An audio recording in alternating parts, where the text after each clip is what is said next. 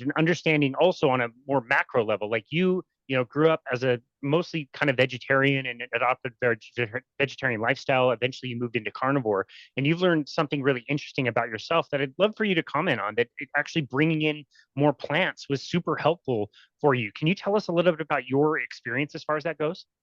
Okay, so yeah, I didn't grow up as a vegetarian. It would have like Okay. my family. I grew up on the Mediterranean, right? And it was like it hadn't even been heard of. It's impossible. Mediterranean diet, people think, oh, everyone's eating pasta and bread all day long. No, it's very actually meat heavy diet, the Mediterranean diet.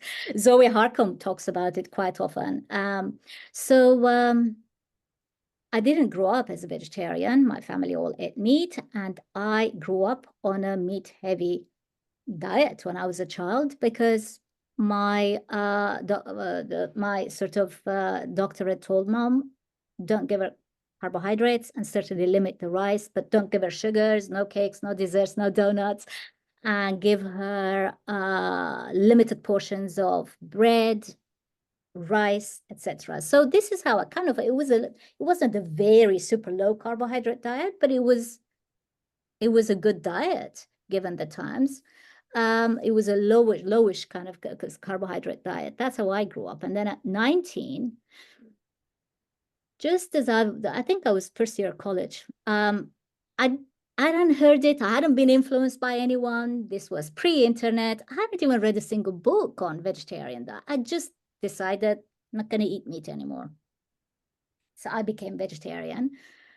Um, and so for about 30 years, I was vegetarian, and until my health started suffering, and I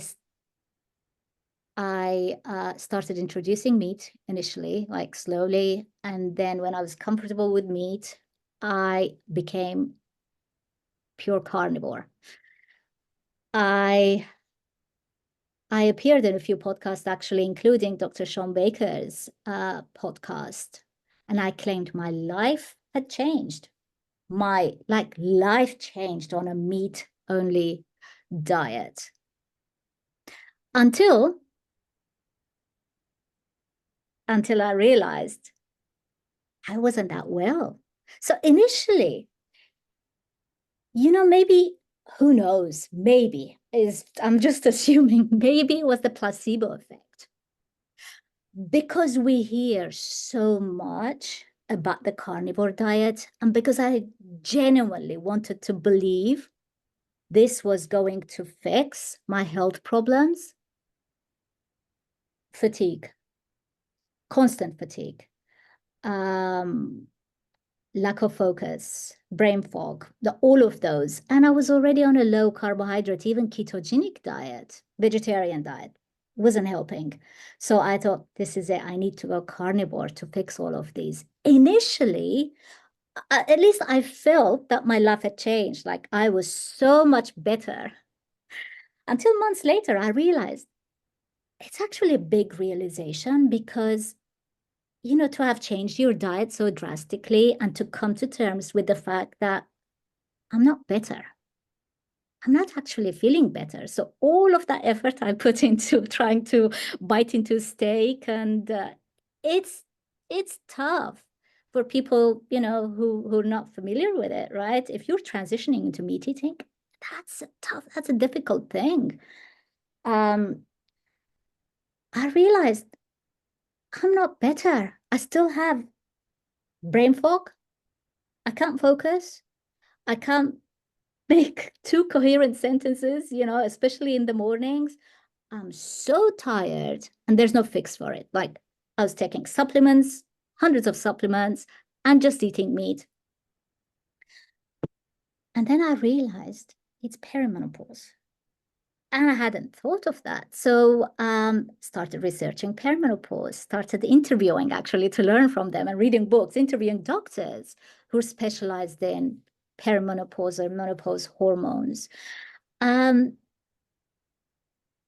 so it was perimenopause, but I hadn't even like occurred to me. What was I thinking? Like I was 50, right? And I hadn't even been thinking about that because generally, like I eat a very good diet, I'm active, I work out. I hadn't even been thinking about perimenopause. It wasn't even in my mind, and I didn't realize the symptoms could be so debilitating for people, even for people who are on a very clean, good diet, which I was on because I cut out all the vegetables. I was just eating meat, particularly red meat with the fat. Because if you listen to podcasts, right, people say this is what you need and all your hormones will be fixed. So I was doing that. Nothing was fixed. I was still feeling horrible. I remember a couple of interviews I was doing. I like had to stop and re-record. I just thought, I can't think. I've just lost like track of thought. It's embarrassing. It really was life-changing experience for me. I suffered badly. And I just want people to stop saying, hey, go carnivore, high-fat carnivore, you need a fat, everything will be fixed. It didn't fix it for me. I'm Mm. sorry, I'm a health coach. And I was actually telling people to do that too. Right? Well, Because hey, it works brilliantly for some people. it does. And you hear testimonies and you go, yeah, she did it. It worked for her. So, and then I realized I need to see a doctor who's specialized in, hormones. And I reintroduced vegetables. I still have digestive problems. So I can't do raw salads, certainly not in large quantities, but cooked vegetables are perfectly fine. And I seem to be doing better. But it's hard to tell if it is because I've introduced some vegetables or is it because of the medications. They're actually like hormone replacements, progesterone he put me on, for example. Hard to tell unless I do kind of a clinical sort of test and let's remove the supplements and just focus on vegetables and diet. But I'm doing both. So who knows what it is that's finally helping me. I'm ready to record again. So if anyone is interested, contact me. I'm coherent now. I can actually think better. I don't have the brain fog, but he put me on progesterone. And this is just the bioidentical hormone replacement, on adrenal support medication, a few vitamins that he thought would help, thyroid support medications, not medication, but supplements. So I'm finally recovering from the debilitating perimenopause symptoms, which I never thought I would experience because I'm healthy, right? If I look at my mom, my aunties, my grandmother, I ask all of them, how bad was it for you? Like my mom didn't even have any symptoms. She didn't even Wow. realize. She had none. No one was on a low carbohydrate diet. None of them was doing the carnivore diet. And for me, who's just so health conscious and I literally just eat clean, fresh foods. I it's shocking. It's shocking that I actually had the worst symptoms in my entire extended family, including cousins and everyone. No one is even on a low carbohydrate diet. None of Wow. them. Wow. So that's my experience. And we need to talk about these things. So we need to stop, telling everyone, no, you don't need to do that. You don't need that. Just eat carnivore, high-fat carnivore, and you are going to be fixed. Yep. I really appreciate that. It's such a temptation because like it said, it works brilliantly for a lot of people. I've dabbled in things here and there on my carnivore diet for the last 5.5 years. I certainly haven't pushed into vegetables and I don't miss them. Like I can have steak and eggs and that's pretty much good for me and that's fine. But that doesn't mean that I have to go out there and tell everybody they need to do the same thing that I'm doing.